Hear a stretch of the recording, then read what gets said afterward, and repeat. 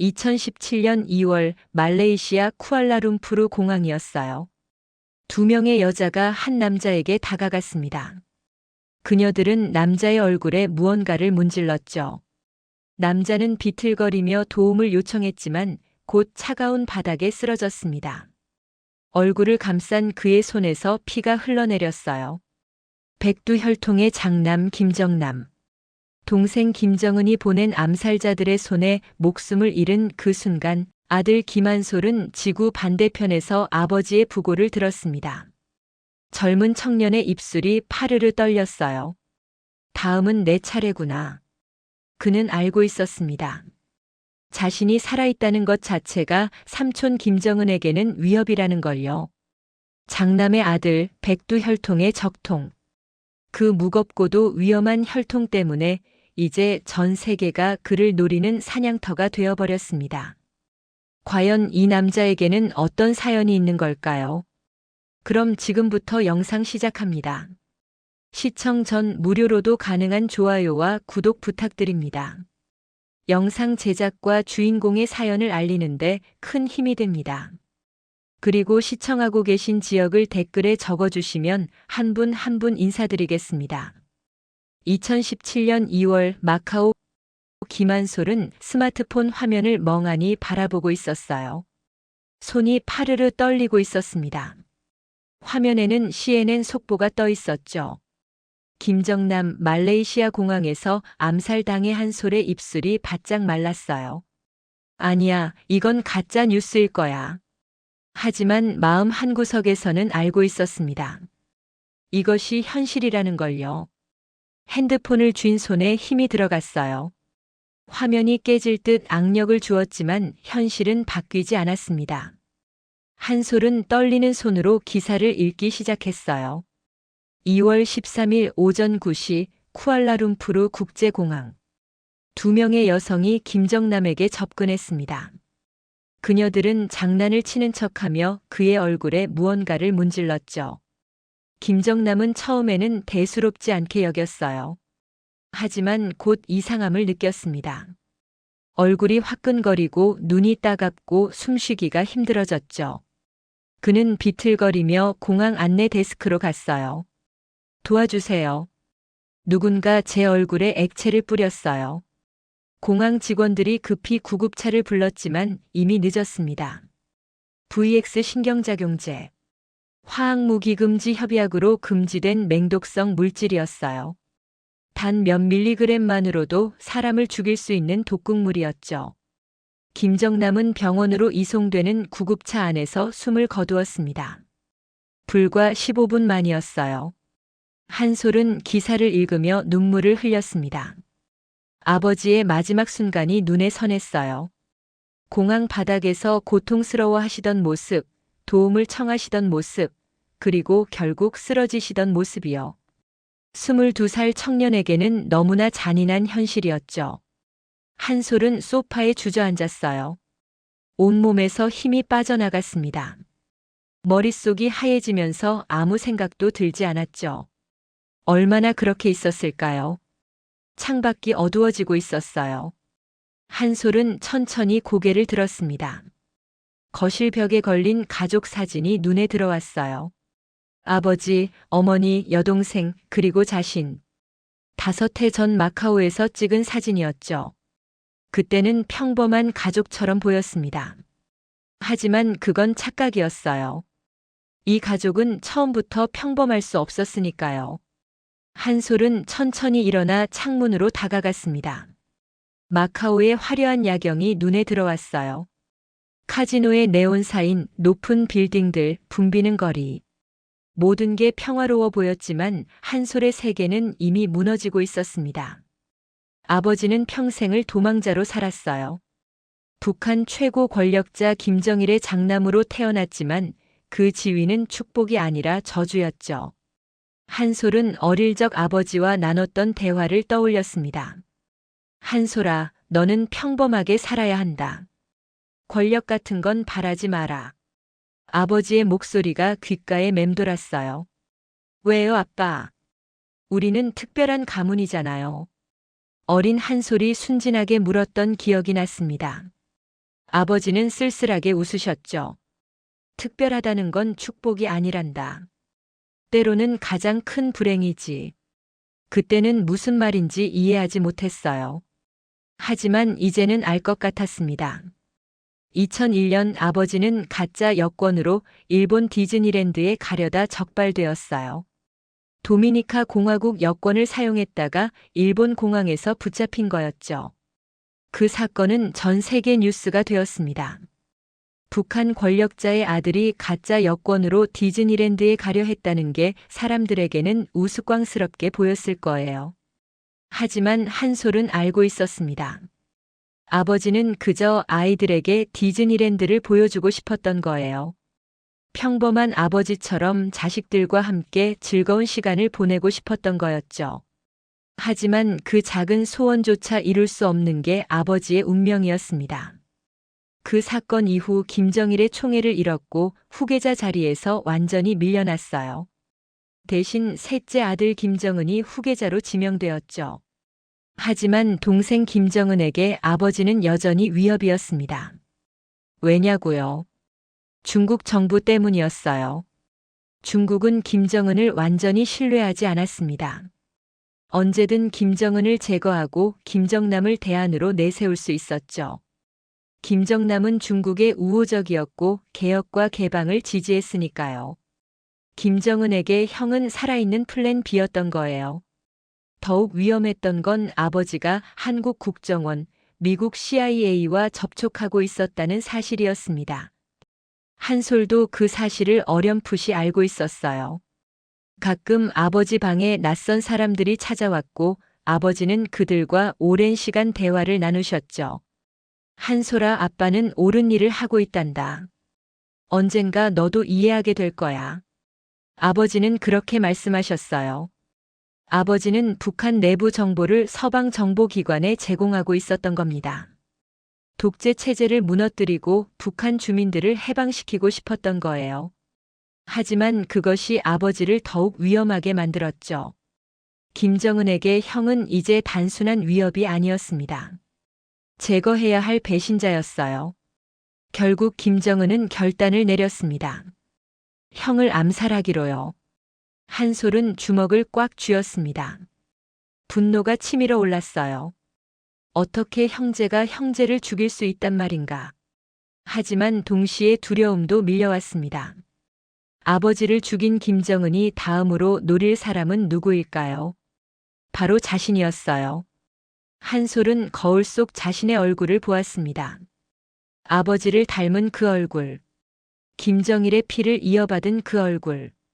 백두혈통의 적통이라는 그 얼굴이 이제는 죽음의 표적이 되어버렸죠. 존재 자체가 죄가 되는 살. 태어난 것만으로도 죄가 되는 살. 그것이 백두혈통의 숙명이었습니다. 핸드폰이 다시 울렸어요. 낯선 번호였습니다. 한솔은 전화를 받지 않았어요. 누가 전화를 걸어도 누가 문을 두드려도 이제 믿을 수 없었죠. 세상 모든 사람이 적일 수도 있었으니까요. 아니면 자신을 이용하려는 사람일 수도 있었고요. 밤이 깊어갔습니다. 한솔은 잠들 수 없었어요. 침대에 누워 천장을 바라보았지만 눈이 감기지 않았습니다. 아버지의 얼굴이 자꾸만 떠올랐어요. 공항 바닥에 쓰러져 고통스러워하던 아버지의 모습. 얼굴을 감싸 쥐고 도움을 청하시던 아버지의 모습. 그리고 결국 차가운 바닥에서 숨을 거두신 아버지의 모습이요. 한솔은 이불을 뒤집어 썼습니다. 눈물이 멈추지 않았어요. 아빠, 미안해요.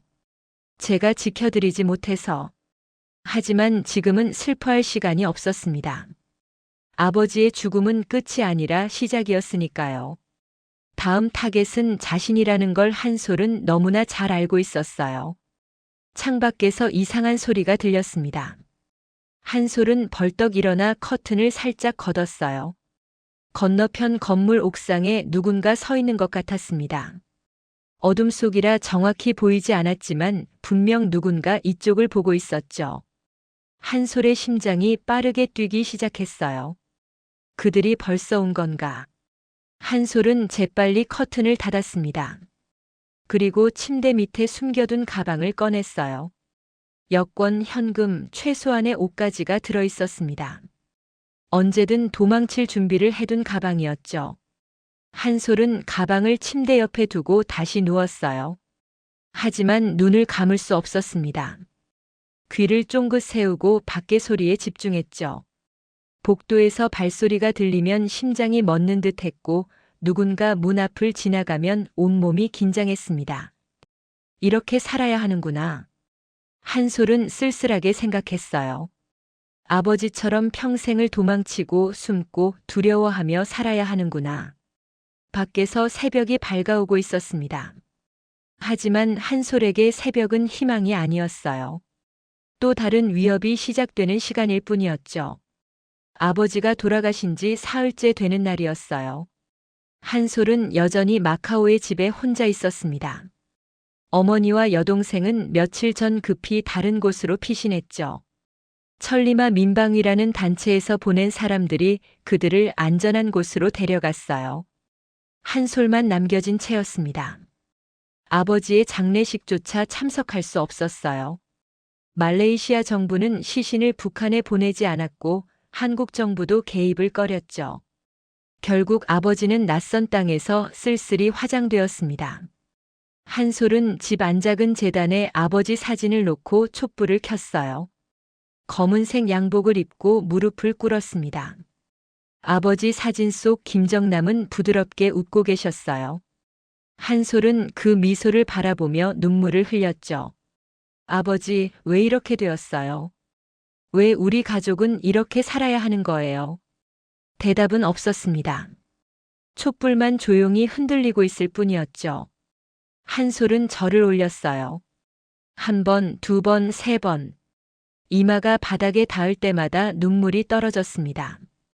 아버지, 복수하지 못해서 죄송해요. 저는 너무 약해요. 한솔의 목소리가 떨렸어요. 그때였습니다. 창밖에서 이상한 기운이 느껴졌어요. 한솔은 고개를 들어 창문을 바라봤습니다. 커튼 틈 사이로 밖을 살펴봤죠. 건너편 카페 테라스에 한 남자가 앉아 있었어요. 신문을 보는 척하고 있었지만 시선은 계속 이쪽을 향하고 있었습니다. 한솔의 등에 식은땀이 흘렀어요. 저 남자는 어제도 봤어. 분명 관광객처럼 보였지만 뭔가 달랐습니다. 너무 오랫동안 같은 자리에 있었고 눈빛이 날카로웠어요. 한솔은 재빨리 커튼을 닫았습니다. 심장이 빠르게 뛰기 시작했죠. 진정해, 진정해. 혹시 내가 예민해진 건지도 몰라. 하지만 마음 한구석에서는 알고 있었어요. 저들이 온 거라는 걸요. 한솔은 조심스럽게 다른 창문으로 이동했습니다. 반대편 거리를 내다봤죠. 거기에도 수상한 사람이 있었어요.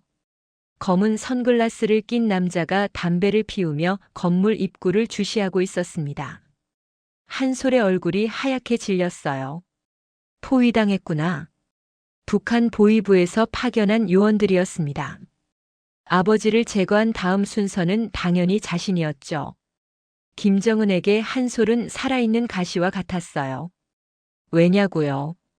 첫째, 백두혈통의 적통이라는 상징성 때문이었습니다. 김정은은 셋째 아들이었어요. 장남의 아들인 한솔이 더 정통성이 있다고 주장하는 사람들이 있을 수 있었죠. 둘째, 한솔은 과거의 삼촌을 공개적으로 비판했었어요. 2012년 프랑스 텔레비전과의 인터뷰에서였습니다. 당시 16살이었던 한솔은 당당하게 말했죠. 북한은 변해야 합니다. 독재는 끝나야 해요. 그 인터뷰 영상은 전 세계로 퍼져나갔어요. 김정은은 그 영상을 봤을 겁니다. 조카가 자신을 독재자라고 부르는 걸 봤을 거예요.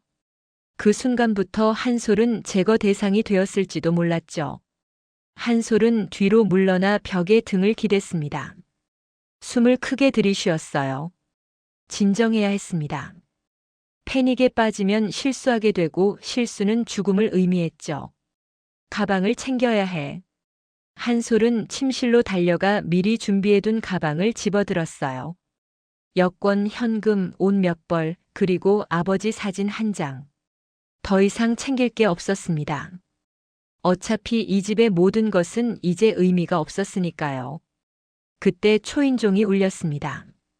띵동 마이너스. 한솔의 심장이 멎는 듯 했어요. 숨소리조차 내지 않으려 애썼죠. 다시 초인종이 울렸습니다. 띵동 마이너스, 띵동 마이너스. 그리고 남자의 목소리가 들려왔어요. 한솔 씨, 저희는 친구입니다. 문을 열어주세요. 친구라고요. 한솔은 냉소를 머금었습니다. 이 상황에서 친구가 누가 있겠어요? 저희는 천리마 민방위에서 왔습니다. 당신을 도우러 왔어요. 천리마 민방위. 그 이름은 들어본 적이 있었어요. 북한 정권에 반대하는 비밀 조직이라고 했죠. 하지만 믿을 수 있을까요? 보위부 요원이 위장한 건 아닐까요? 문틈으로 종이 한 장이 들어왔습니다. 한솔은 조심스럽게 그것을 집어들었어요. 펼쳐보니 아버지의 필체였습니다. 한솔에게 만약 내게 무슨 일이 생기면 이 사람들을 믿어라. 천리마 민방위는 우리를 돕는 조직이다. 그들을 따라가거라. 사랑한다. 마이너스 아버지. 한솔의 손이 떨렸어요. 이건 분명 아버지의 글씨였습니다. 아버지는 이미 자신의 죽음을 예감하고 있었던 거예요. 그리고 만약의 경우를 대비해 이 메모를 남겨두셨던 거였죠. 한솔은 눈물을 닦았습니다. 심호흡을 한 뒤 문을 열었어요. 밖에는 검은 양복을 입은 남자 3명이 서 있었습니다. 모두 30대 중반쯤 되어 보였고 단호한 표정이었죠. 그중 한 명이 앞으로 나섰어요. 시간이 없습니다. 지금 당장 저희와 함께 가셔야 해요. 왜요? 무슨 일인데요? 남자는 창밖을 가리켰습니다. 건너편 건물 옥상을 보세요. 한솔이 고개를 돌렸어요. 옥상에 망원경을 든 사람이 보였습니다. 그리고 그 옆에 또 다른 사람이 무언가 긴 물건을 들고 있었죠. 저게 뭐예요? 저격총입니다. 한솔의 얼굴이 하얗게 질렸어요. 저 사람들이 절 죽이려는 건가요? 오늘 밤 안으로 움직일 겁니다.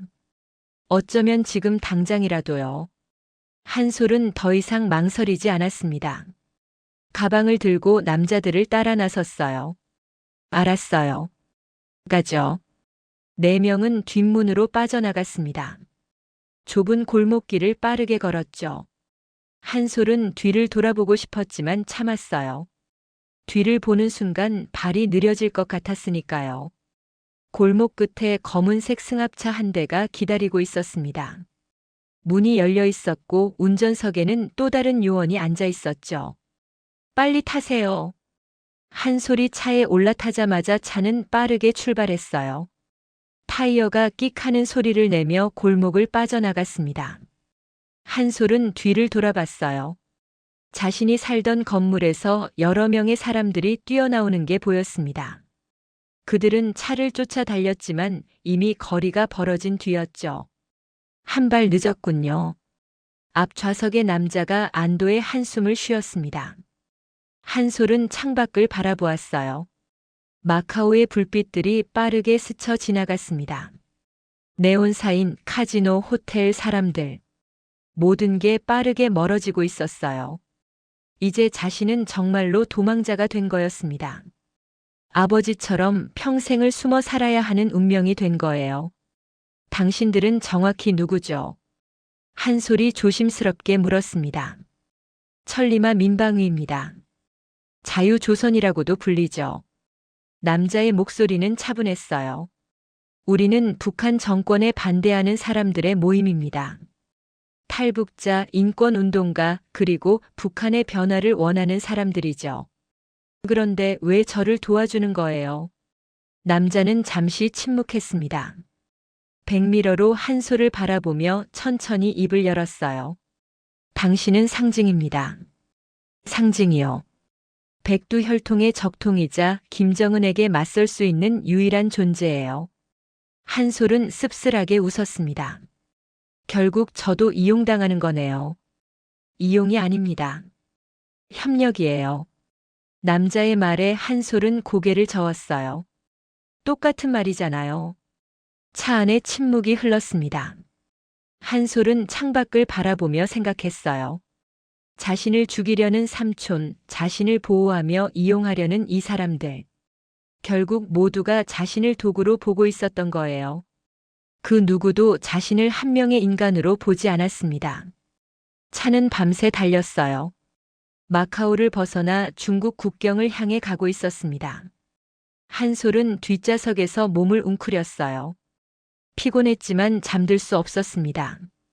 언제 또 위험이 닥칠지 알 수 없었으니까요. 새벽이 되어서야 차가 멈췄습니다. 작은 항구 마을이었어요. 여기서 배를 타고 홍콩으로 갈 겁니다.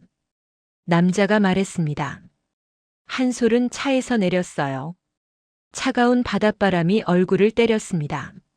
멀리 수평선 너머로 해가 떠오르고 있었죠. 새로운 하루였지만 한솔에게는 또 다른 도주의 시작일 뿐이었어요. 홍콩 외곽의 안전가옥에 도착한 건 이틀 후였어요. 낡은 공업지대 한가운데 있는 오래된 건물이었습니다. 겉보기엔 폐공장 같았지만 내부는 달랐어요. 최신 보안 시스템이 설치되어 있었고 곳곳에 감시 카메라가 작동하고 있었죠. 한솔은 3층에 있는 작은 방으로 안내받았습니다. 창문도 없는 답답한 방이었어요. 침대 하나, 책상 하나, 그리고 작은 화장실이 전부였죠. 여기서 며칠간 지내셔야 합니다. 천리마 민방위 요원이 말했어요. 며칠이요? 정확히 얼마나요? 아직 모릅니다. 상황을 봐야죠. 한솔은 방 안을 둘러봤습니다. 마치 감옥 같았어요. 이게 보호인가요? 아니면 감금인가요? 한솔의 목소리에 날이 서 있었습니다. 요원은 대답하지 않았어요. 그저 문을 닫고 나가버렸죠. 찰칵. 잠기는 소리가 들렸습니다.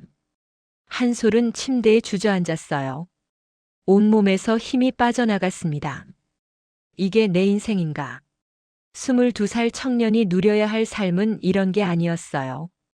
대학에서 공부하고 친구들과 어울리고 사랑도 하고 꿈도 꾸는 그런 평범한 삶이어야 했죠. 하지만 백두혈통은 그에게 평범함을 허락하지 않았습니다. 며칠이 지났어요. 한솔은 그 좁은 방에서만 지냈습니다.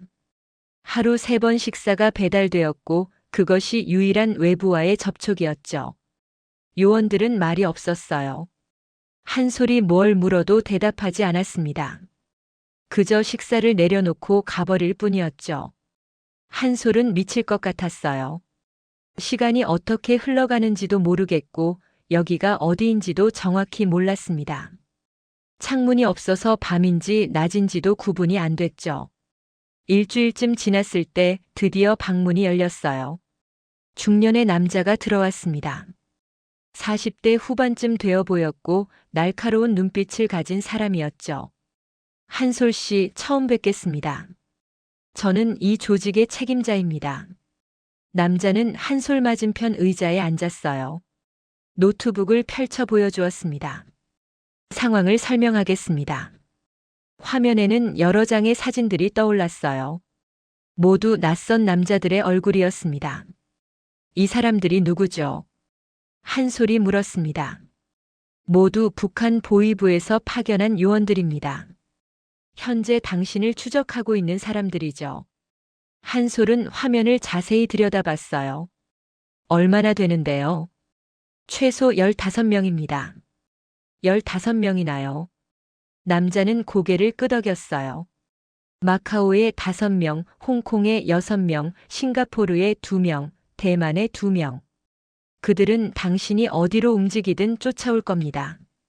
한솔의 얼굴이 창백해졌습니다. 왜 이렇게까지 집요한 거죠? 저는 그저 대학생일 뿐인데. 남자는 다른 자료를 보여주었어요. 중국과 북한의 관계를 분석한 문서였습니다. 중국 정부는 김정은을 완전히 신뢰하지 않습니다. 특히 핵개발 문제로 갈등이 깊어지고 있죠. 그게 저랑 무슨 상관이에요? 만약 김정은이 중국의 뜻을 거스르면 중국은 그를 제거할 수 있습니다. 그리고 그때 필요한 게 대안이죠.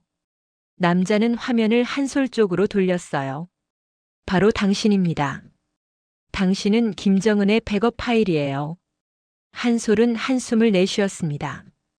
그러니까 저는 예비 부품이라는 거군요.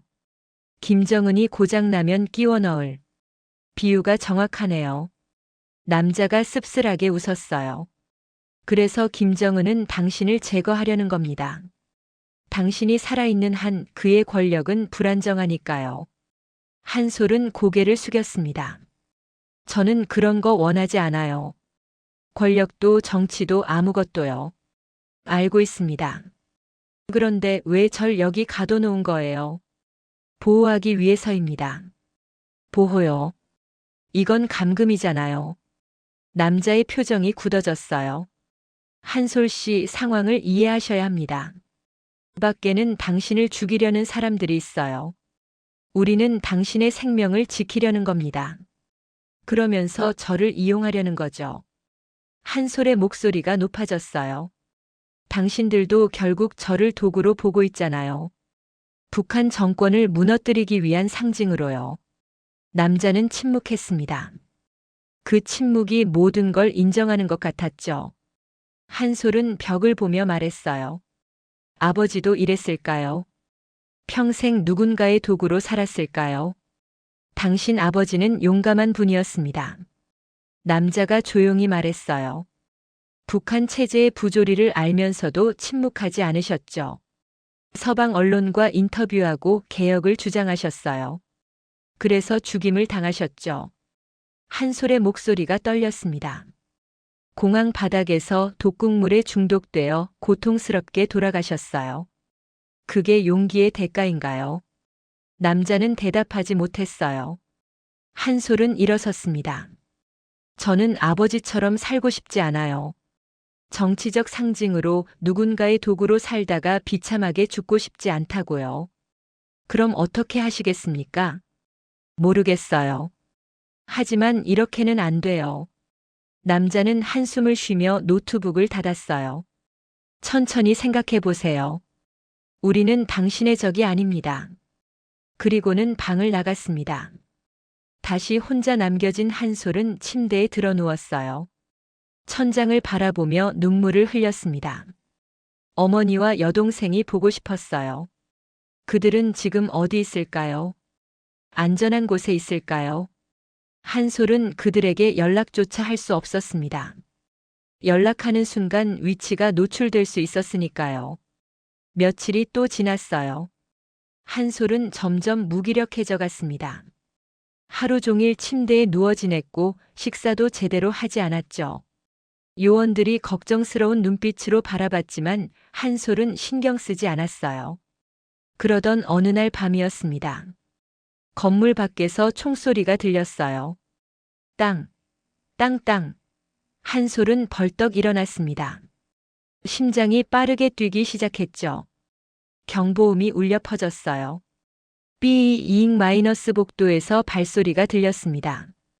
요원들이 뛰어다니고 있었어요. 방문이 벌컥 열렸습니다. 한솔을 처음 마카오에서 구해준 요원이었어요. 당장 나가야 합니다. 그들이 이곳을 찾아냈어요. 한솔은 재킷을 집어들었습니다. 또 도망쳐야 하는 거예요. 선택의 여지가 없습니다. 복도로 나갔어요. 다른 요원들이 무장한 채 계단을 지키고 있었습니다. 한솔은 그들 사이를 지나 계단을 내려갔죠. 1층으로 내려가는데 창문 밖으로 불빛이 보였어요. 차량들이 건물을 포위하고 있었습니다. 검은색 SUV 4대였죠. 얼마나 많이 온 거예요? 한솔이 물었습니다. 최소 10명은 될 겁니다. 요원이 대답했어요. 뒷문으로 빠져나가야 해요. 지하 주차장으로 내려갔습니다. 거기에 검은색 승합차가 대기하고 있었어요. 엔진이 이미 켜져 있었죠. 빨리 타세요. 한솔이 차에 올라타려는 순간이었습니다. 지하 주차장 입구에서 총성이 울렸어요. 땅땅땅. 보위부 요원들이 들이닥친 거였습니다. 천리마 민방위 요원들이 응사했어요. 총격전이 벌어졌습니다. 한솔은 차 안으로 몸을 던졌어요. 귀가 먹먹할 정도로 큰 총소리가 울려 퍼졌죠. 출발합니다. 운전사가 소리쳤어요. 차는 급발진했습니다. 지하 주차장 출구를 향해 질주했죠. 뒤에서 보위부 요원들이 차를 향해 총을 쐈어요. 뒷유리에 총알이 박혔습니다. 팍팍. 한솔은 몸을 웅크렸어요. 차는 출구를 빠져나가 도로로 진입했습니다. 뒤에서 보위부 차량들이 추격해왔죠. 한솔은 뒤를 돌아봤어요. 헤드라이트가 점점 가까워지고 있었습니다. 따라오고 있어요. 알고 있습니다. 꽉 잡으세요. 운전사가 급커브를 돌았어요. 차가 크게 흔들렸습니다. 한솔은 손잡이를 꽉 잡았죠. 좁은 골목으로 들어갔어요.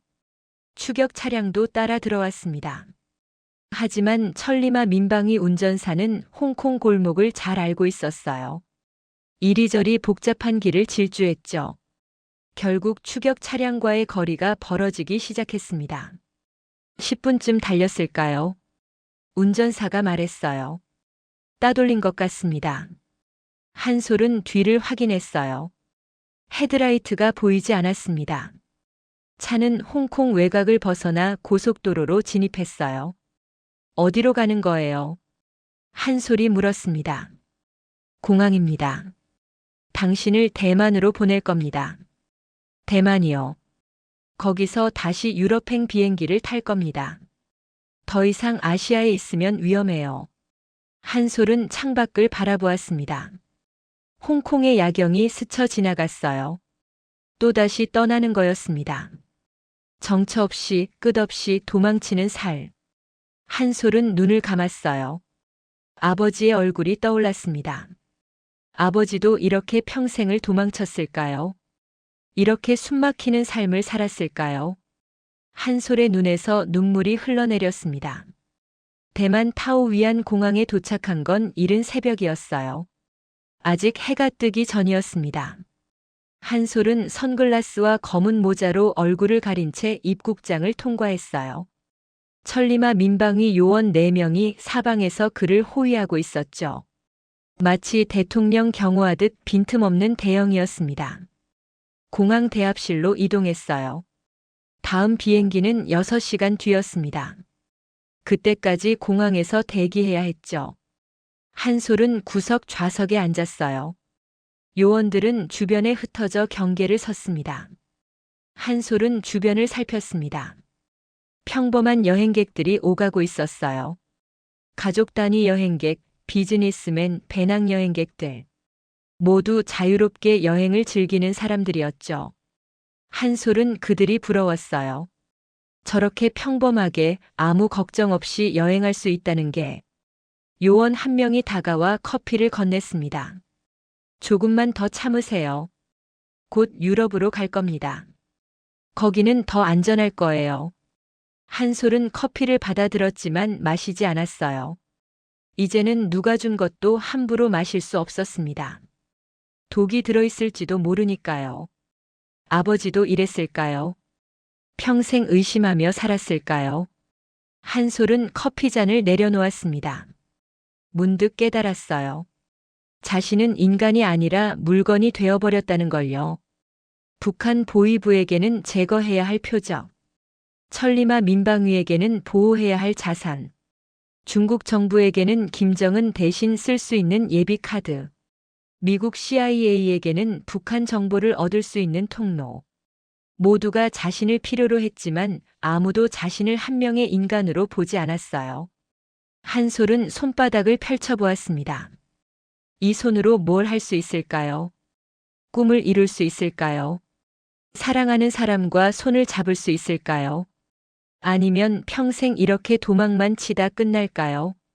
한솔은 22살의 젊은이였습니다. 인생의 가장 아름다운 시기를 보내고 있어야 했죠. 대학에서 친구들과 공부하고 토론하고 꿈을 키우고 주말에는 영화를 보러 가고 카페에서 수다를 떨고 언젠가는 사랑하는 사람을 만나 가정을 꾸리고 그런 평범한 삶을 꿈꿨었어요. 하지만 백두혈통은 그에게 평범함을 허락하지 않았습니다. 태어난 순간부터 정해진 운명이었죠. 한솔은 눈을 감았어요. 어린 시절이 떠올랐습니다. 마카오의 집에서 아버지와 함께 저녁을 먹던 기억. 아버지는 요리를 좋아하셨어요. 직접 중국 요리를 만들어 가족들에게 먹이곤 하셨죠. 한솔아, 이거 먹어봐. 아빠가 새로 배운 요리야. 아버지의 얼굴에는 항상 미소가 있었어요. 하지만 그 미소 뒤에 숨겨진 슬픔을 한솔은 이제야 이해할 것 같았습니다. 아버지는 그저 평범한 가장이 되고 싶었던 거예요. 권력도 정치도 필요 없었죠. 그저 가족과 함께 평화롭게 사는 것. 그게 아버지의 소박한 꿈이었습니다. 하지만 김정일의 장남이라는 운명은 아버지에게 그 작은 행복조차 허락하지 않았어요. 평생을 감시당하고 위협받고 이용당하다가 결국 공항 바닥에서 독극물에 중독되어 죽었죠. 이제 그 운명이 자신에게도 똑같이 반복되고 있었어요. 한솔은 주먹을 쥐었습니다. 이대로 끌려다니다 죽을 수는 없었어요. 뭔가 선택을 해야 했습니다. 자신의 운명을 스스로 결정해야 했죠. 그때였어요. 대합실 반대편에서 낯익은 얼굴이 보였습니다. 한솔의 심장이 덜컥 내려앉았어요. 홍콩 안전가옥 근처에서 봤던 남자였습니다. 보이부 요원이었죠. 남자도 한솔을 발견했어요. 두 사람의 시선이 마주쳤습니다. 찰나의 순간이었지만 그 눈빛에서 한솔은 확신했어요. 저 남자는 자신을 죽이러 온 거라고. 한솔은 재빨리 옆에 있던 요원에게 신호를 보냈어요. 저기요, 저 남자. 요원이 한솔의 시선을 따라갔습니다. 그리고 즉시 무전기를 꺼냈어요. 타겟 발견. 3시 방향 검은 재킷. 다른 요원들도 긴장한 표정으로 주변을 살폈습니다. 보이부 요원은 혼자가 아니었어요. 천천히 주변을 살펴보니 최소 5명이 대합실 곳곳에 흩어져 있었죠. 그들은 서서히 한솔 쪽으로 다가오고 있었습니다. 지금 당장 움직여야 합니다. 요원이 한솔의 팔을 잡았어요. 화장실로 가세요. 거기서 대기하고 계세요. 한솔은 자리에서 일어났습니다. 최대한 자연스럽게 걸으려 애썼지만 다리가 떨렸어요. 화장실로 향하는데 뒤에서 발소리가 따라왔습니다. 점점 가까워지고 있었죠.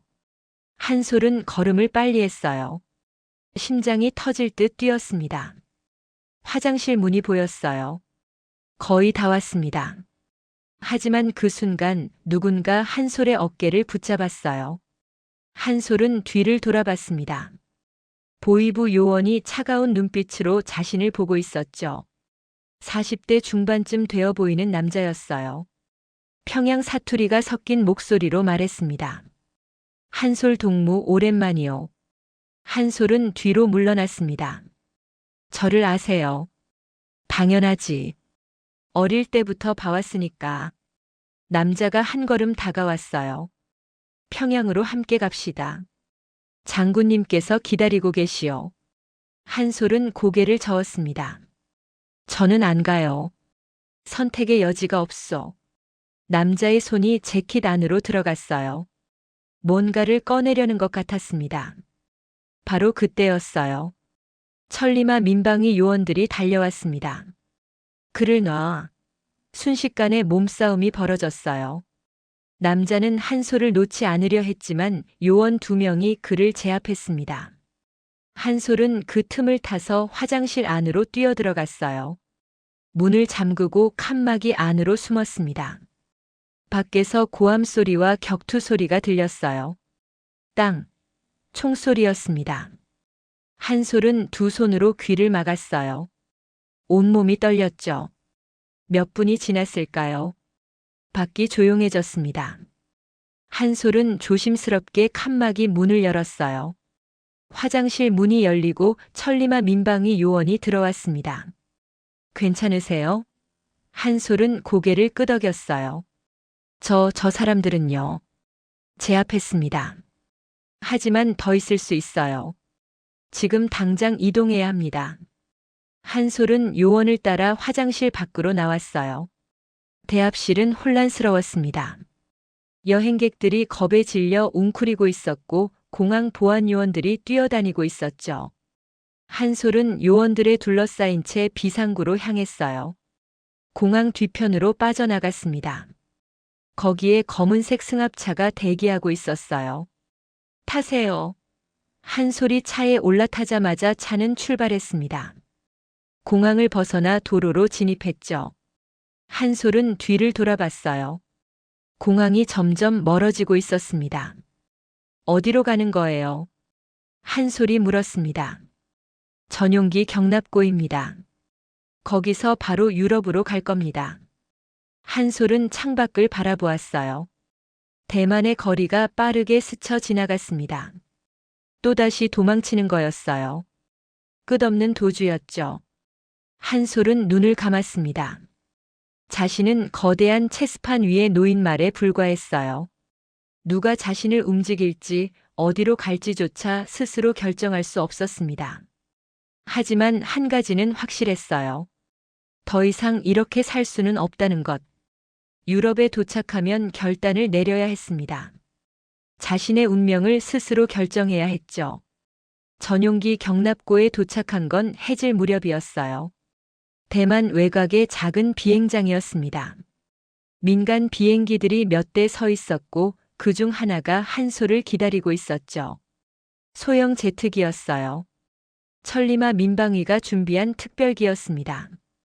이 비행기로 동유럽까지 직행할 겁니다. 요원이 설명했어요. 중간에 급류를 위해 한번 착륙하지만 공항 밖으로는 나가지 않을 겁니다. 한솔은 비행기를 바라봤습니다. 저 비행기를 타면 아시아를 떠나는 거예요. 완전히 떠나는 거였죠. 한솔은 뒤를 돌아봤어요. 저 멀리 산이 보였습니다. 아시아의 산, 아시아의 하늘. 이곳 어딘가에 어머니와 여동생이 있었죠. 언제 다시 볼 수 있을까요? 아니, 다시 볼 수나 있을까요? 한솔 씨 가시죠. 요원이 재촉했습니다. 한솔은 천천히 발걸음을 옮겼어요. 비행기를 향해 걸어갔습니다.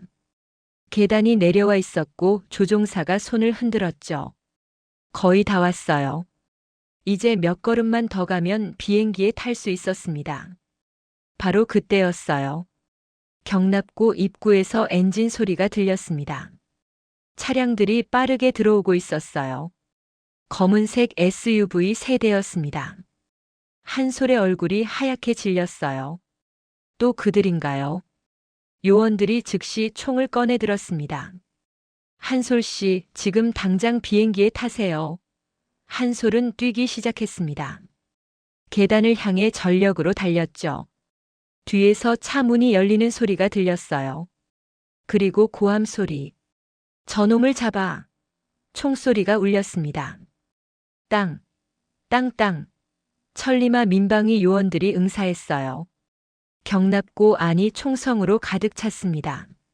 한솔은 귀를 막고 계속 뛰었어요. 총알이 주변 바닥에 박혔습니다. 팍팍. 흙먼지가 튀어올랐죠.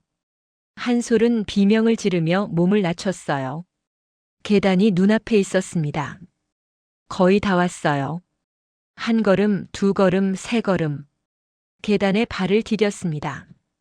올라가려는 순간 뒤에서 비명 소리가 들렸어요. 한솔은 뒤를 돌아봤습니다. 천리마 민방위 요원 한 명이 어깨를 부여잡고 쓰러지고 있었어요. 총에 맞은 거였습니다. 한솔의 가슴이 철렁 내려앉았죠. 저 사람은 자신을 지키다 다친 거예요. 자신 때문에. 한솔아. 조종사가 소리쳤습니다. 빨리 타. 한솔은 계단을 올라갔어요. 비행기 안으로 뛰어들었습니다. 문이 닫히기 시작했죠. 밖에서는 여전히 총격전이 벌어지고 있었어요. 천리마 민방위 요원들이 필사적으로 보위부 요원들을 막고 있었습니다. 한솔은 작은 창문으로 밖을 내다봤어요. 요원들이 하나둘 쓰러지고 있었습니다. 자신을 지키기 위해서 한솔의 눈에서 눈물이 흘러내렸어요. 미안해요. 정말 미안해요. 문이 완전히 닫혔습니다. 엔진이 돌아가기 시작했어요. 비행기가 천천히 움직이기 시작했죠. 조종사가 무전기로 말했습니다. 타워, 여기는 차이나 701. 즉시 이륙 허가 요청. 허가됨. 활주로 3번으로 진입하세요. 비행기가 경납고를 빠져나와 활주로로 향했어요. 한솔은 계속 창밖을 바라봤습니다. 경납고에서는 여전히 총격전이 계속되고 있었어요. 보위부 요원들이 비행기를 향해 달려오고 있었지만 이미 늦었습니다. 비행기는 활주로에 진입했어요. 엔진 소리가 커졌습니다. 속도가 빨라지기 시작했죠. 한솔은 좌석 벨트를 맸어요. 비행기가 점점 빨라졌습니다. 활주로를 달리고 달렸어요. 그리고 드디어 비행기가 땅에서 떠올랐습니다. 한솔은 창밖을 내려다봤어요. 땅이 점점 멀어지고 있었습니다. 경납고가 점점 작아지고 차량들이 점점 작아지고 대만이 점점 작아지고 있었죠.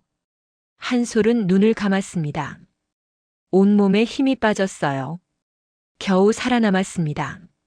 하지만 마음은 무거웠죠. 자신을 지키기 위해 누군가는 다쳤고 어쩌면 죽었을지도 몰랐어요. 조종사가 뒤를 돌아보며 말했습니다. 괜찮으세요? 한솔은 고개를 끄덕였지만 사실 괜찮지 않았어요. 육체적으로도 정신적으로도 한계에 다다르고 있었습니다. 몇 시간이나 걸리나요? 12시간쯤 될 겁니다. 중간에 인도에서 급유할 거예요. 한솔은 좌석에 몸을 기댔어요. 창밖으로 노을이 보였습니다. 붉게 물든 하늘. 아름다웠지만 한솔의 눈에는 피처럼 보였죠.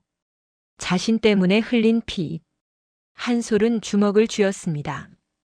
이게 과연 옳은 일일까요? 자신이 살기 위해 누군가는 위험에 빠지고, 자신을 지키기 위해 누군가는 목숨을 걸어야 하고, 한솔은 창밖을 계속 바라봤어요. 구름 위로 달이 떠올랐습니다. 둥근 보름달이었죠. 한솔은 그 달을 보며 생각했어요. 저 달은 평양에서도 보이고 마카오에서도 보이고 여기서도 보이는구나. 어머니와 여동생도 저 달을 보고 있을까요? 자신을 걱정하고 있을까요? 한솔은 눈을 감았습니다. 어머니의 얼굴이 떠올랐어요. 항상 걱정 어린 눈빛으로 자신을 바라보시던 어머니. 한솔아, 조심해야 한다. 우리는 위험한 가문이야. 어머니는 늘 그렇게 말씀하셨죠. 여동생의 얼굴도 떠올랐어요. 밝고 명랑했던 여동생. 오빠, 우리 언제쯤 평범하게 살 수 있을까요? 여동생의 질문에 한솔은 대답하지 못했었어요. 알 수 없었으니까요. 비행기는 밤하늘을 가르며 서쪽으로 날아가고 있었습니다. 새로운 땅을 향해, 새로운 삶을 향해. 하지만 한솔은 알고 있었어요. 물리적 거리로는 도망칠 수 없다는 걸요. 진짜 탈출은 다른 것이었습니다. 자신의 정체성에서 벗어나는 것. 백두혈통이라는 족쇄를 끊는 것. 기만솔이라는 이름을 버리는 것. 그것이 진정한 자유였죠. 한솔은 결심했습니다. 유럽에 도착하면 모든 것을 버리겠다고. 과거도 이름도 혈통도. 그리고 완전히 새로운 사람으로 다시 시작하겠다고. 비행기는 계속 날아갔어요. 어둠 속을 뚫고 구름을 뚫고 희망을 향해. 12시간의 비행 끝에 비행기는 동유럽의 작은 공항에 착륙했습니다. 어느 나라인지는 정확히 알려주지 않았어요. 보안상 이유였죠. 한솔이 아는 건 이곳이 발트해 근처 어딘가라는 것뿐이었습니다. 공항을 빠져나와 차로 2시간을 더 달렸어요. 숲이 우거진 시골길이었습니다. 인적이 드문 곳이었죠. 마침내 도착한 곳은 오래된 저택이었어요. 19세기에 지어진 것처럼 보이는 돌로 된 건물이었습니다. 주변은 울창한 숲으로 둘러싸여 있었죠. 여기서 며칠간 머무르게 될 겁니다. 천리마 민방위 요원이 말했어요. 한솔은 저택 안으로 들어갔습니다. 내부는 의외로 현대적이었어요. 낡은 외관과 달리 안은 깔끔하게 리모델링 되어 있었죠. 2층에 있는 방으로 안내받았습니다. 이번에는 창문이 있었어요. 창밖으로 숲이 보였습니다. 침엽수림이 끝없이 펼쳐져 있었죠. 한솔은 창가에 서서 그 풍경을 바라봤어요. 여기는 아시아가 아니었습니다. 완전히 다른 세계였죠. 며칠 후 천리마 민방위의 최고 책임자가 찾아왔어요. 홍콩에서 만났던 그 중년 남자였습니다. 한솔 씨, 앞으로의 계획을 논의하고 싶습니다. 남자는 응접실에서 한솔과 마주 앉았어요. 테이블 위에 여러 자료를 펼쳐 놓았습니다. 우리는 당신을 북한 망명정부의 상징으로 세우려 합니다. 남자가 진지하게 말했죠. 전 세계 언론에 당신의 존재를 알리고 김정은 정권의 정당성에 도전할 겁니다. 한솔은 고개를 저었어요. 저는 정치를 하고 싶지 않아요. 정치가 아닙니다. 그럼 뭔가요? 정의입니다. 그리고 당신 아버지의 복수이기도 하고요. 한솔은 자리에서 일어났습니다. 복수라고요. 창밖을 바라보며 말을 이었어요. 그게 제 아버지가 원하던 건가요? 아버지는 그저 평범하게 살고 싶어 하셨어요. 정치도 권력도 원하지 않으셨죠. 하지만 그럴 수 없었지 않습니까? 남자가 말했습니다. 백두혈통이라는 운명 때문에. 그래서 저도 똑같은 운명을 살아야 한다는 건가요? 한솔이 돌아서며 남자를 바라봤어요. 저는 도구가 되고 싶지 않아요. 김정은에게도 당신들에게도 누구에게도요. 당신이 원하든 원하지 않든 당신은 이미 상징입니다. 남자의 목소리가 단호했어요. 그걸 피할 수 없어요. 피할 수 있습니다. 한솔의 목소리도 단호해졌습니다. 제가 사라지면 돼요. 완전히. 남자의 표정이 굳어졌어요. 무슨 뜻입니까? 저를 더 이상 찾지 마세요. 저는 제 인생을 살겠어요. 김한솔이 아닌 다른 사람으로요. 그럴 순 없습니다. 남자가 자리에서 일어났어요. 당신은 너무 중요한 사람이에요. 북한 주민들에게 희망이 될 수 있는. 저는 희망이 되고 싶지 않아요. 한솔의 목소리가 떨렸습니다. 그저 평범한 사람으로 살고 싶을 뿐이에요. 제 이름으로 제 선택으로 사는 인생이요. 남자는 한숨을 쉬었어요. 잠시 창밖을 바라보다가 다시 한솔을 보았습니다. 당신 아버지도 같은 말을 하셨어요. 한솔이 남자를 바라봤습니다. 아버지를 아셨어요. 몇 번 만난 적이 있습니다. 그분도 평범한 삶을 원하셨죠. 하지만 결국 남자는 말을 잇지 못했어요. 결국 죽임을 당하셨죠. 한솔이 말을 이었습니다. 공항 바닥에서 독극물에 중독되어 고통스럽게. 그게 운명에 저항한 대가인가요? 침묵이 흘렀습니다. 한솔은 다시 창가로 갔어요. 저는 아버지의 실수를 반복하고 싶지 않아요. 아버지는 정치에 관여하셨죠. 정보를 제공하시고 인터뷰를 하시고 개혁을 주장하셨어요. 그래서 위험해지셨고요. 그럼 당신은 어떻게 하시겠습니까? 완전히 사라질 거예요. 김한솔이라는 존재 자체를 지울 거예요. 남자는 오랫동안 한솔을 바라봤어요. 그리고 천천히 고개를 끄덕였습니다. 알겠습니다. 당신의 선택을 존중하겠어요. 정말이요? 한솔이 놀란 표정으로 물었습니다. 우리는 당신을 강요할 수 없습니다. 당신에게도 자유가 있으니까요. 남자는 주머니에서 봉투 하나를 꺼냈어요. 여기 새로운 신분증과 약간의 돈이 있습니다. 충분치는 않지만 시작하는 데는 도움이 될 거예요. 한솔은 봉투를 받아들었습니다. 감사합니다. 하지만 한 가지만 약속해 주세요. 남자가 말했어요. 만약 언젠가 마음이 바뀌면 우리를 찾아주세요. 우리는 항상 당신을 기다릴 겁니다. 한솔은 대답하지 않았어요. 그날 밤 한솔은 자신의 방에서 마지막 작업을 했습니다. 여권과 신분증을 꺼냈어요. 김한솔이라는 이름이 적혀 있었죠. 그리고 벽난로에 불을 지폈습니다. 한 장씩 불에 넣었어요. 여권이 타들어갔습니다. 신분증이 타들어갔습니다. 김한솔이라는 존재가 불꽃 속에서 사라져갔죠. 한솔은 그 불꽃을 바라보며 눈물을 흘렸어요. 아버지, 미안해요. 눈물이 볼을 타고 흘러내렸습니다. 복수를 해드리지 못해서 죄송해요. 아버지의 이름을 지키지 못해서 죄송해요. 불꽃이 타오르며 마지막 서류까지 재로 만들었어요. 한솔은 재를 바라봤습니다. 검게 타버린 재. 그 속에 김한솔이라는 이름이 있었죠. 하지만 한솔은 알고 있었습니다. 아버지라면 이해해 주실 거라고. 아버지도 자유를 원했으니까요. 한솔은 벽난로 앞에서 오랫동안 앉아 있었어요. 과거와 작별하는 시간이었습니다. 다음 날 아침 한솔은 저택을 떠났습니다. 천리마 민방위는 그에게 기차표 한 장을 주었어요. 어디로 가는 표인지는 묻지 않았습니다. 한솔 자신도 정확히 어디로 가는지 몰랐죠. 그저 서쪽으로 더 깊은 유럽으로 향할 뿐이었어요. 기차역에서 요원들과 마지막 인사를 나눴습니다. 행운을 빕니다. 요원이 손을 내밀었어요.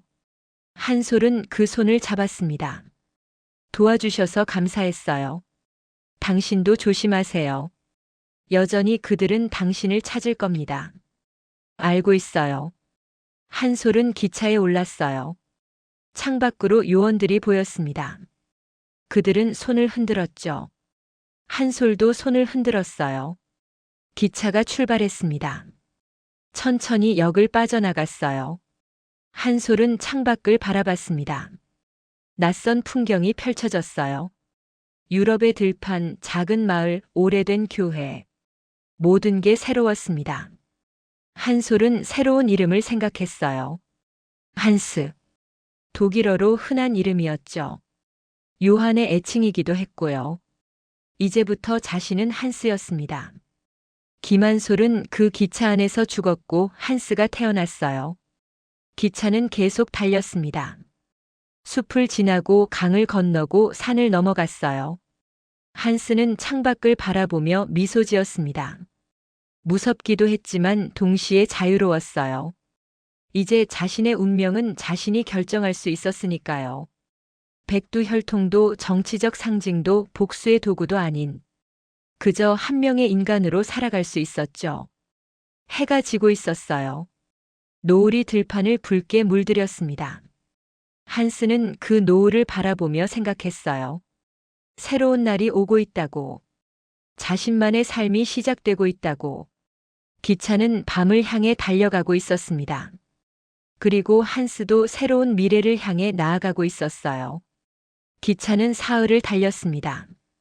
폴란드를 지나고 체코를 거쳐 오스트리아로 들어갔어요. 한스는 빈에서 내렸습니다. 오스트리아의 수도였죠. 하지만 도시는 한스에게 맞지 않았어요. 너무 크고 사람이 많고 여전히 위험해 보였습니다. 한스는 다시 지역 열차를 탔어요. 알프스 자락으로 향했습니다. 기차는 산을 따라 올라갔어요. 창밖으로 설산이 보이기 시작했습니다. 작은 마을들이 산기슭에 자리 잡고 있었죠. 한스는 본능적으로 알았어요. 저곳이 자신이 찾던 곳이라고. 마침내 한스는 작은 역에서 내렸습니다. 인구 500명도 안 되는 조그만 마을이었어요. 역사에는 역무원도 없었습니다. 그저 오래된 나무 벤치와 간이 승강장뿐이었죠. 한스는 가방을 들고 마을로 걸어 들어갔어요. 좁은 돌길이 이어져 있었습니다. 양쪽으로 목조 건물들이 늘어서 있었죠. 몇백 년은 되어 보이는 건물들이었어요. 지붕은 빨간 기와로 덮여 있었고 창문에는 꽃이 걸려 있었습니다. 한스는 천천히 걸으며 마을을 둘러봤어요. 정말 평화로웠습니다. 멀리서 교회 종소리가 들렸고 광장에서는 할머니들이 이야기를 나누고 있었죠. 아이들이 뛰어놀고 개들이 느긋하게 산책하고 있었어요. 모든 게 느리고 조용하고 평화로웠습니다. 한스는 마을 입구에 작은 여관을 발견했어요. 알펜호프 게스트하우스. 오래된 간판이 바람에 삐걱거리고 있었죠. 한스는 문을 열고 들어갔습니다. 안에서 빵 굽는 냄새가 났어요. 카운터 뒤에 70대 할머니가 앉아 뜨개질을 하고 있었습니다. 한스가 들어오자 할머니는 안경 너머로 그를 바라봤어요. 어서 오세요. 할머니는 독일어로 말했습니다. 한스는 서툰 독일어로 대답했어요. 방이 있나요? 물론이죠. 얼마나 머무실 건가요? 한스는 잠시 생각했습니다. 모르겠어요. 며칠, 아니 어쩌면 더 오래. 할머니는 고개를 끄덕이며 웃었어요. 괜찮아요. 여기는 시간이 천천히 가는 곳이니까요. 할머니는 열쇠를 건네주었습니다. 2층 사무실이에요. 창문에서 산이 보일 거예요. 한스는 방으로 올라갔어요. 작은 방이었지만 깨끗했습니다. 침대, 책상, 옷장이 전부였죠. 하지만 창문을 열자 숨이 멎을 듯한 풍경이 펼쳐졌어요. 알프스 산맥이 한눈에 들어왔습니다. 설산이 햇살을 받아 반짝이고 있었죠.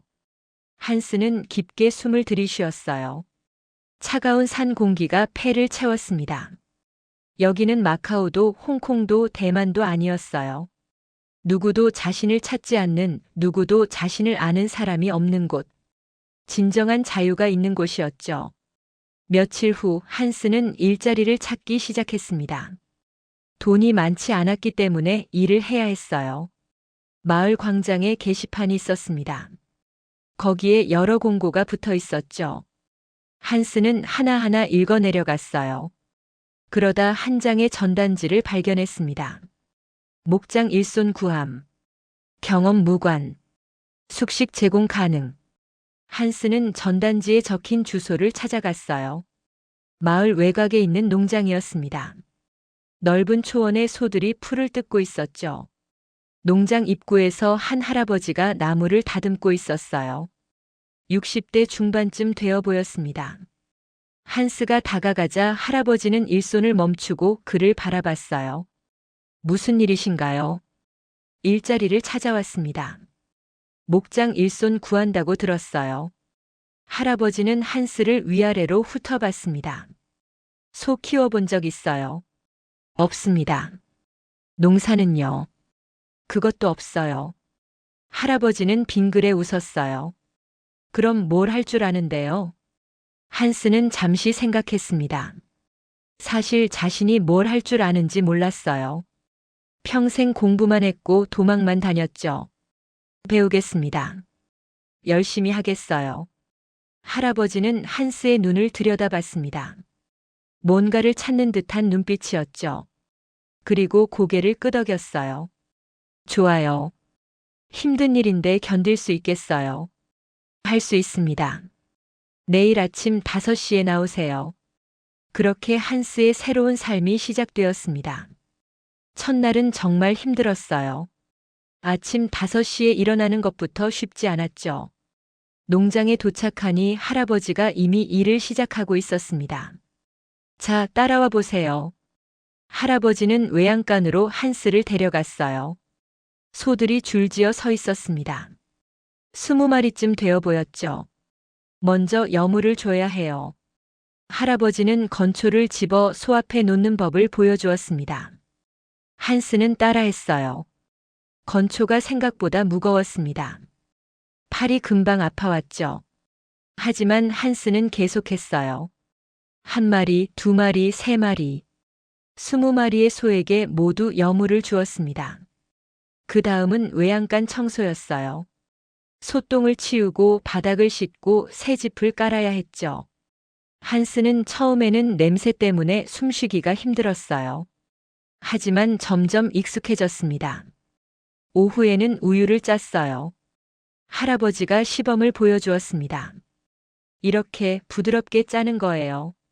너무 세게 하면 소가 아파해요. 한스는 조심스럽게 시도했어요. 처음에는 우유가 잘 나오지 않았습니다. 소도 불편해하는 것 같았죠. 하지만 할아버지의 지도에 따라 계속 연습했어요. 며칠이 지나자 조금씩 나아졌습니다.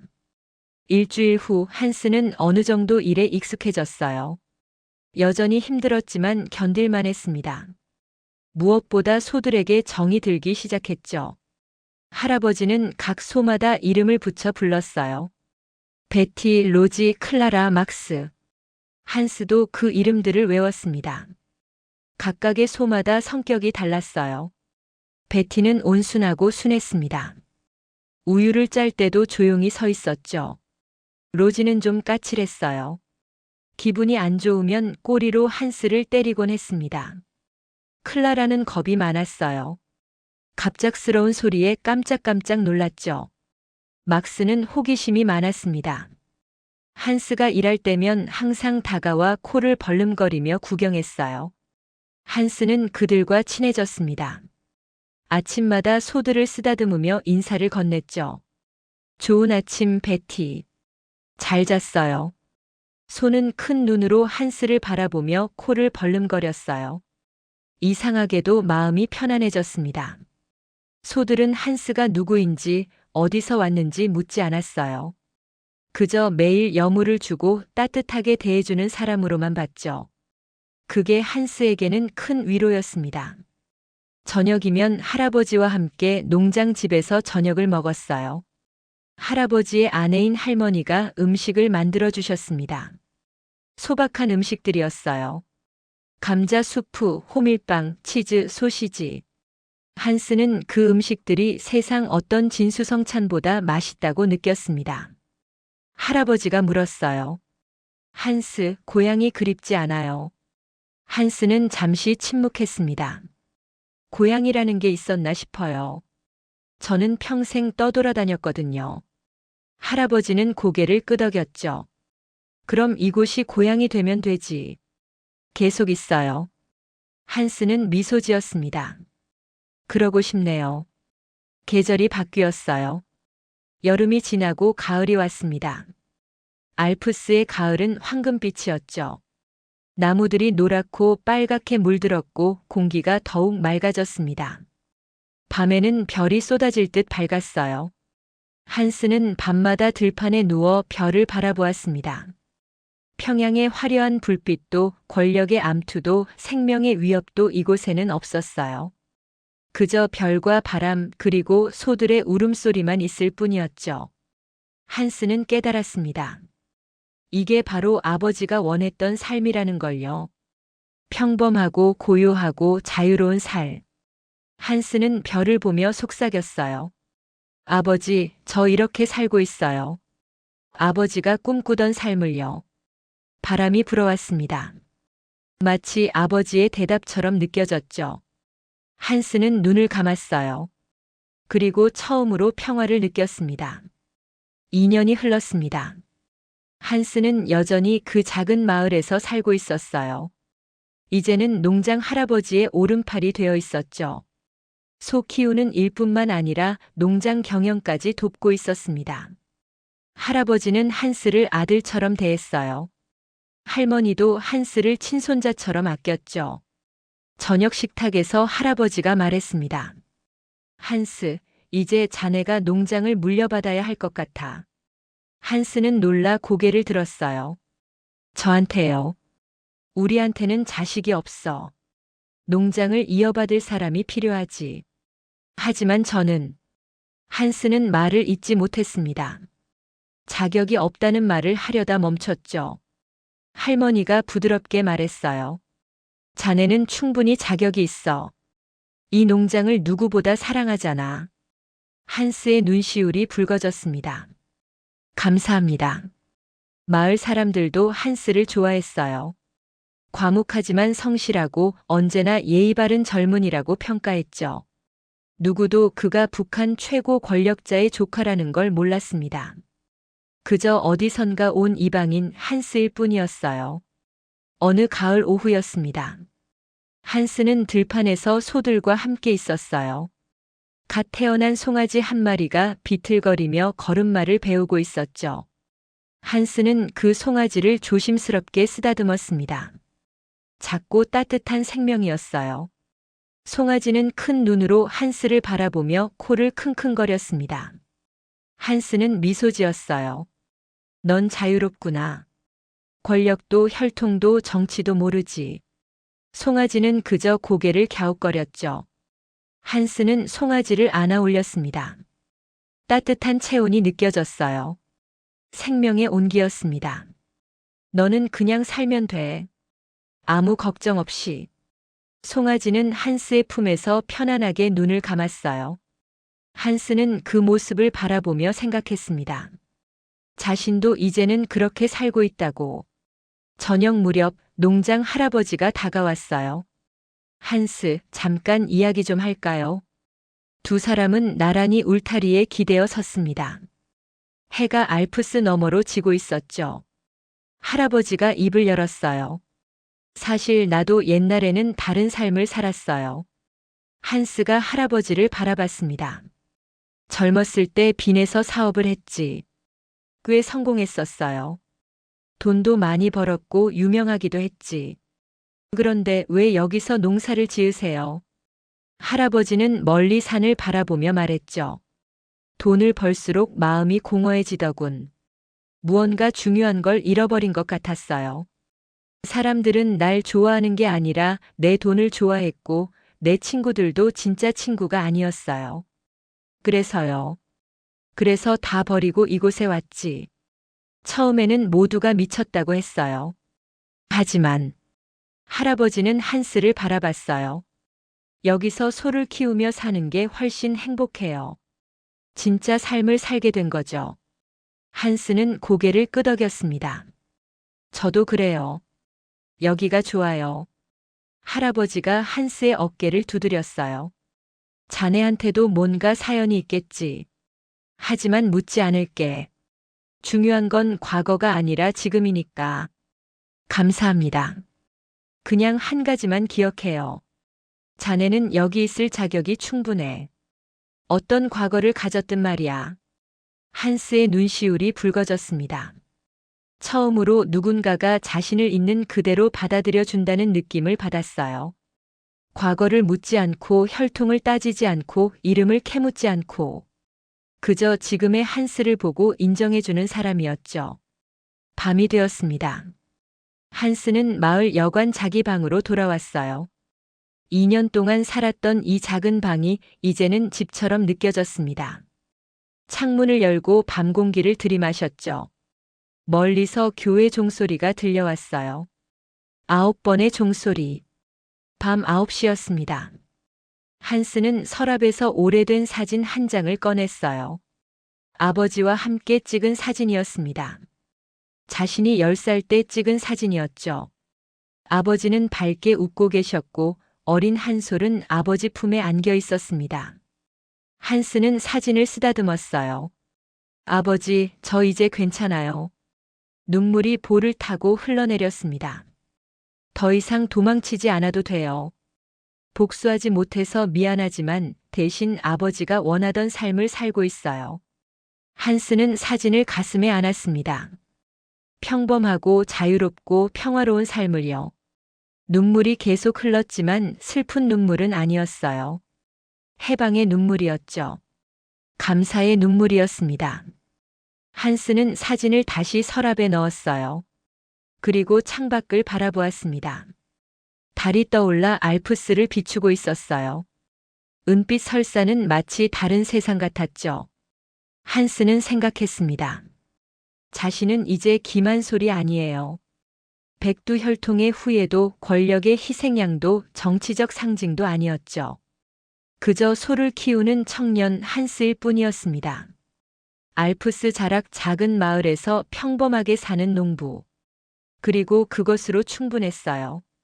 다음 날 아침 한스는 여느 때처럼 5시에 일어났습니다.